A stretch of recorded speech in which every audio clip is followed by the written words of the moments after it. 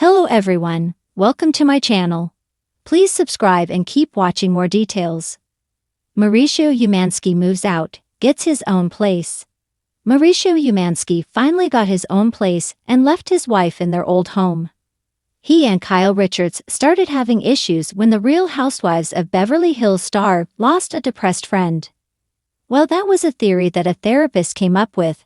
However, apart from allegedly not getting enough support from her husband, Kyle was clearly disturbed by other things in her marriage.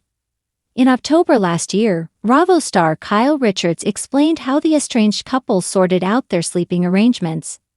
Despite the split between the couple, they stayed in the same home. She said that she moved into a smaller room upstairs. It seemed odd to many Real Housewives of Beverly Hills fans, but they seemed to manage civility despite officially being separated. Real Housewives of Beverly Hills fans expected that Mauricio Umansky wouldn't remain in the same home as Kyle forever. And in March this year, she confirmed that he would move out and look for his own place. At the time, the RHOBA star also spoke about how she felt uneasy because he was seeing other women. As time went by, it seemed that the couple wouldn't resolve their issues, and all that held them together were their kids.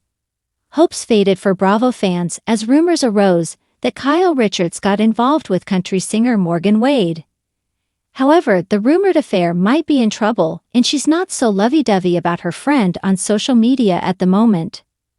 This week, US Weekly reported that Mauricio Umansky finally moved out and he got himself a new condo. According to their source, Kyle and Mauricio have been living separately for the last few months, and he's been staying in a new condo.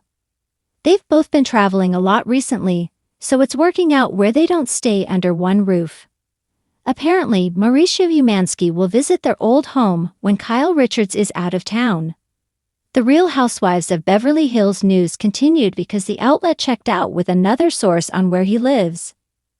It seems that he lives in the same luxury building as Matt Damon in a new West Hollywood development. Allegedly, it's a luxurious place, so the RHOBA personality isn't exactly slumming it. Matt Damon paid over $8 million for his apartment. For now, it seems that they won't get a divorce because of the complexities of their financial relationship. What are your thoughts about Mauricio Umansky finally moving out into his own condo? Do you think it seems a bit sad that he will only visit his old home when Bravo star Kyle Richards is away? Shout out in the comments below, and come back here for all your Real Housewives of Beverly Hills news. It started with a quiet Sunday. The kind where sunlight filters through floor-length windows and the espresso machine sings softly in the background. Mauricio Umansky sat barefoot on the edge of the kitchen island, swirling his double shot like it held answers. The house behind him, sprawling, glass-walled, and echoing with too many memories, felt less like a home these days and more like a perfectly staged listing.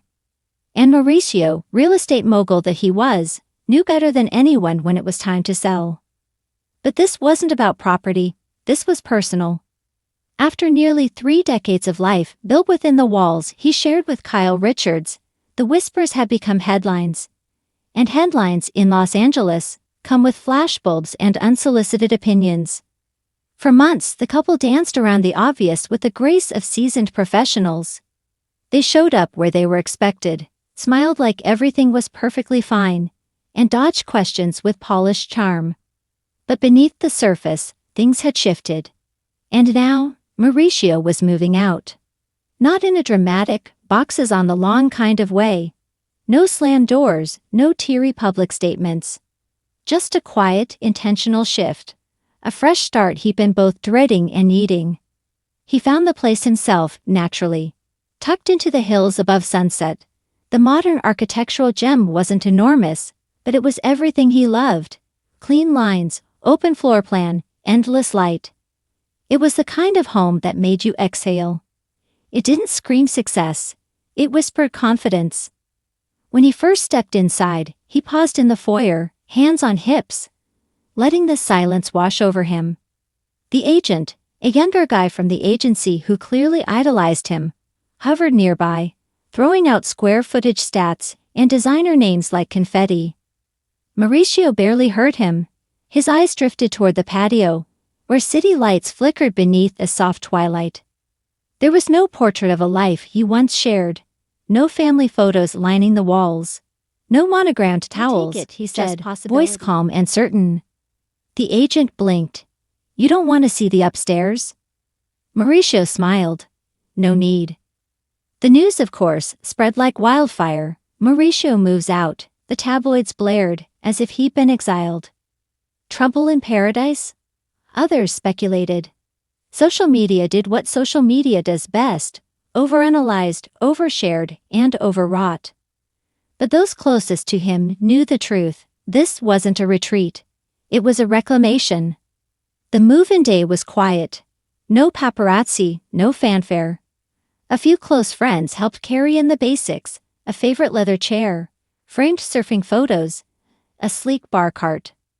The rest, he decided, he'd build slowly, thoughtfully, like the life he was about to rediscover. Mauricio wasn't just a man moving into a bachelor pad.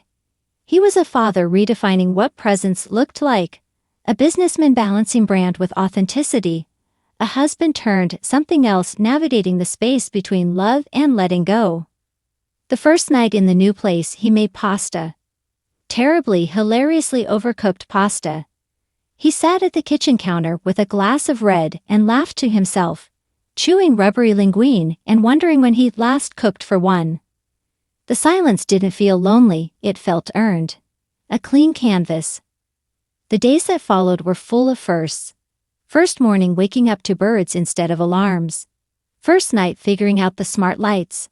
First real smile in what felt like weeks. He FaceTimed the girls, Farah, Alexia, Sophia, and Portia, and gave them a tour. They squealed over the walk-in closet and made him promise to get real furniture. Portia demanded a room with a pink neon sign. Deal, he grinned. Of course, Kyle came by. The air was heavy but not hostile. They stood in the living room, quietly assessing this next chapter. It suits you, she said softly. You always knew my taste, he replied. They shared a moment, a history too long and complicated to summarize. It wasn't over, not entirely, but it wasn't the same either. And sometimes acknowledging that was its own kind of love. Nights became his favorite time. He'd sit by the fire pit with a tequila neat, watching the sky melt into the hills.